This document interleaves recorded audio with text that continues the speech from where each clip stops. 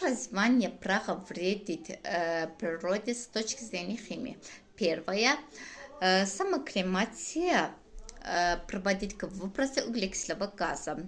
Причем выбрасывается такое количество углекислого газа, которое машине выбрасывается приезжая 800 километров.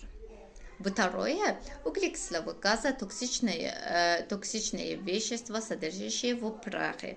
Многие уверены, прах это хорошим удобрением, потому что он содержит в себе соли кальция, натрия, фосфора, естественно.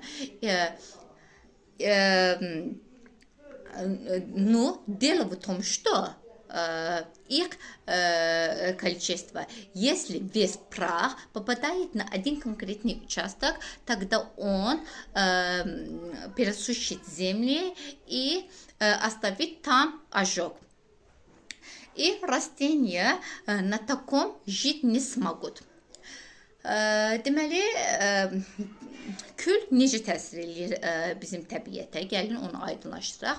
Özündə deməli çoxlu miqdarda əgər karbon dioksid saxlayır ki, bu da təbii ki gübrə özündə saxlayır, amma çoxlarımız elə bilir ki, bu xeyirlidir. Çünki özündə natriumun, kaliumun, fosforun, duzlarını özündə saxlayır. Amma burada iş səbəb nədir? Əgər həmən gübrə bir yerə düşərsə, həmən yeri yandıracaq və bu da nə edəcək? Bitkilərə ziyanlı təsir göstərəcəkdir. O deməli, əslində həmən kül təbii ki, təbii gübrəmizdir. Çünki onun dedi ki, bitkilərə lazım olan natrium, kalium, kalsium, fosfor duzlarını özündə saxlayır.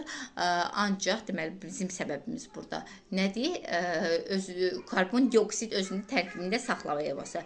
Çünki həmçinin karbon dioksid maşınlardan da onsuz da xaric olunur və gübrə də bunu artırır və belə olanda nə olacaqdır?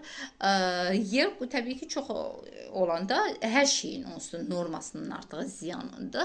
Bu da çox olanda yeri demək olar ki qurudacaq. Təbii ki belə yeri kim sevər? Heç kəs. Ona görə bitkilər də belə yerdə yaşaya bilməyəcəkdir.